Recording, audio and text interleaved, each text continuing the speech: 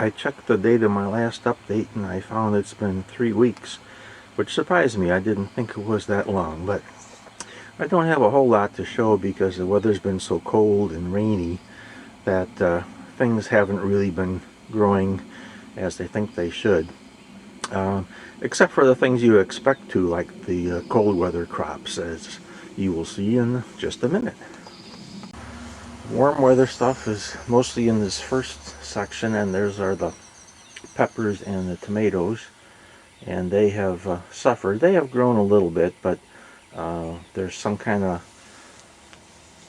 I don't know what, blight or fungus or something on the leaves. I hope you can see that.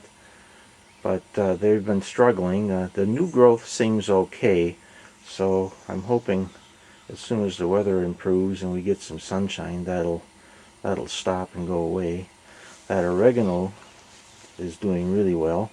That was the mystery plant that came back from last year. The tomatoes back over here have come back a little bit, although as you can see they're certainly not growing very well for having been in the ground about, probably going on 6 weeks now. And they were actually bigger than that when I put them in, so they've regressed a bit, but hopefully something will improve. The basil back there is kind of in the same boat, although it's improving. It's showing a little better results than the tomatoes. This scraggly one and that scraggly one were the ones that I cut back before I planted, and the ones in the back that are doing better are the ones I didn't cut back. Whether that shows anything or not, it's too early to tell.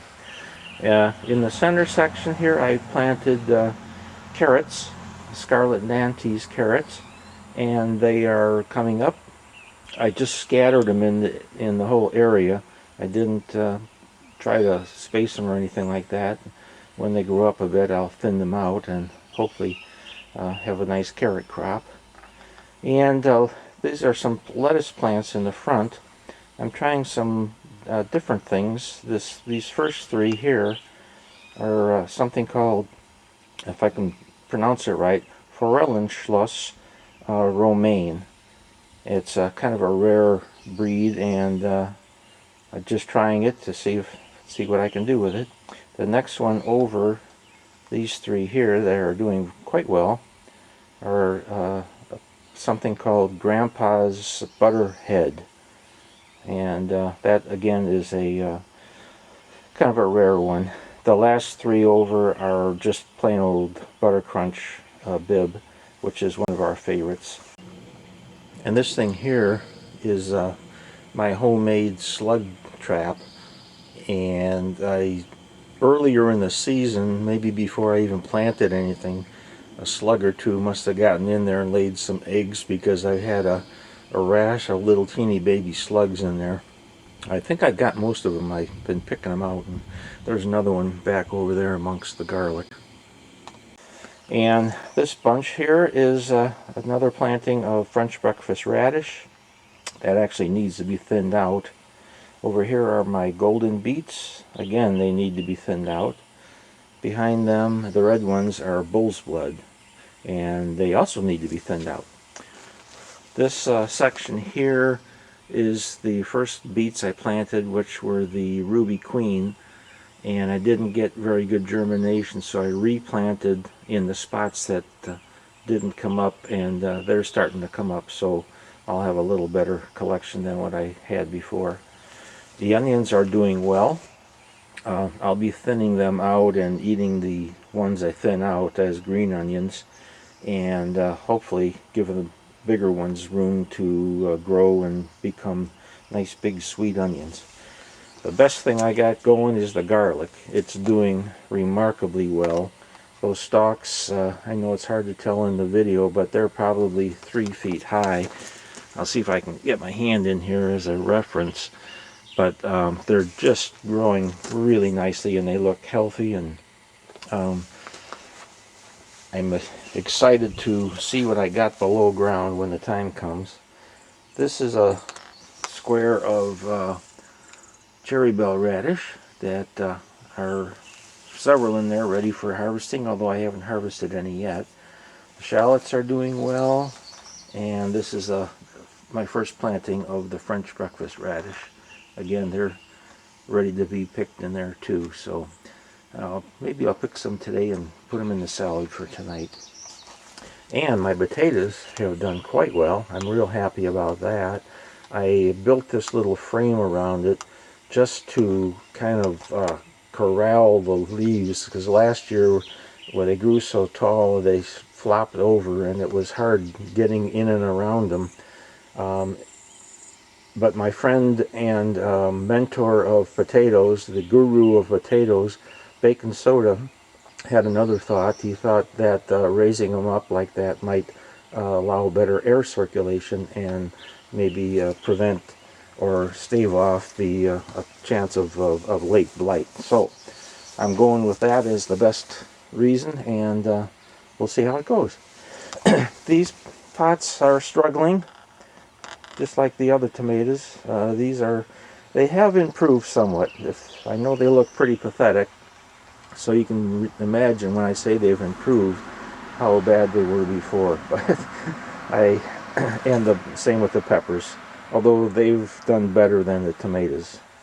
And that's pretty well does it for the outside part of the garden, and I'd like to take you in and give you an update on the hydroponics at this time. The hydroponics just continues to amaze me. We've been eating this lettuce just about every night. Maybe not every night, but I bet you 5 nights out of the week we have 2 big salads out of it. And as you can see, if I can get in here, we've been just picking the individual leaves, so the stalks are getting rather leggy, but it's still growing and still producing a lot of nice lettuce. The black-seeded Simpson is pretty much taken over, and although there still is some of the red sails here and back over here, there's still some of the buttercrunch bib, but the black-seeded Simpson is pretty much taken over and made this its own personal growing space. The Italian parsley is doing well. We eat a lot of that on the salads, and it just keeps coming back and coming back. Basil, we've eaten a lot of that fresh. I think it's probably grown up into the lights 4 times, and what I do is cut it back, and then 2 more stalk grow up, and I cut them back, and I think I've done that 4 or 5 times. And we've enjoyed fresh basil, and we've also dried quite a bit of it, and we use that or my wife does, in cooking as well. So that's been an excellent thing too. Probably when this is done I'll try some other things, but I definitely want to keep a salad kind of a thing going during the winter time, so we have fresh greens for our salads. I don't think we've purchased lettuce in the store since I started this, and it's much tastier, and the nice thing about it is it's absolutely clean. When you pick it, you don't have to wash it. You can just throw it in the bowl and have a nice salad. I started 2 more things down here, and these are 3.5 gallon buckets with a net pot top, and what I have going in them is this one has a clone of that pepper plant that I've had in other videos, my indoor pepper plant, and it's just starting. I don't know if I can get in close enough. It's just starting to get some new growth there, so sorry I'm so shaky here.